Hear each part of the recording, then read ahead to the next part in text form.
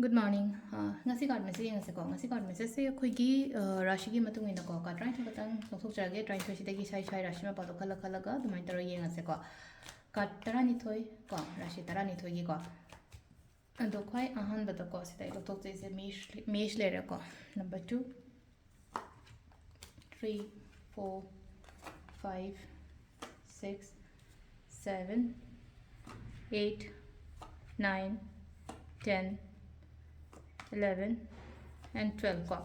khoi han ba ko khoi han ba se khoi gi mesh rashi yenga se ko mesh rashi gena kai la khe ba mesh rashi gena se da lai se ko aina sum tauge kaina khan ba ko hai thaba ko bo oiro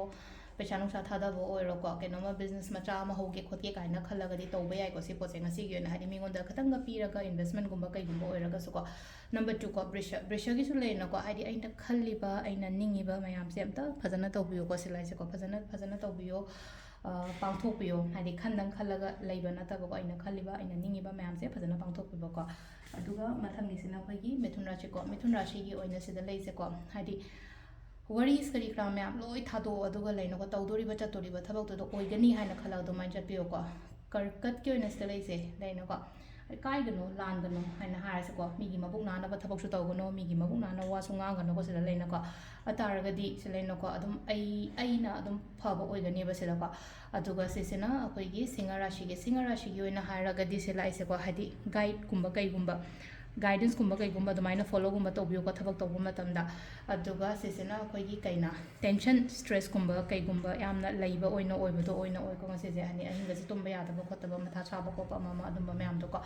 next na tula ko tula gi sina hadi khana ba chaina ba khotba conflict kumba kai gumba khatang tho o haina tamba do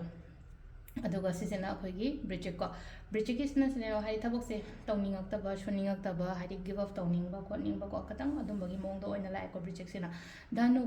gi dana sila lai se kai no hai kan se do ko pau nungai ba gumba harasne ko pau nungai ba gumba kai gumba khatang arapa dagi kai dagi amai taroga ingonda lao aina khaliba aina ningi ba mayam se so phango thongo hai bagi dumai taroga malai ko sisena khoigi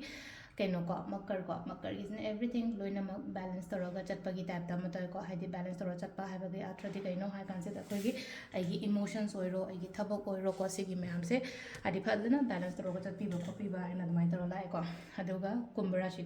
gi oina imong manu phadana nungaina shanti da laigani aduga phaba su lai ngasi gi oina ko aduga last ki minna ko minna gi sa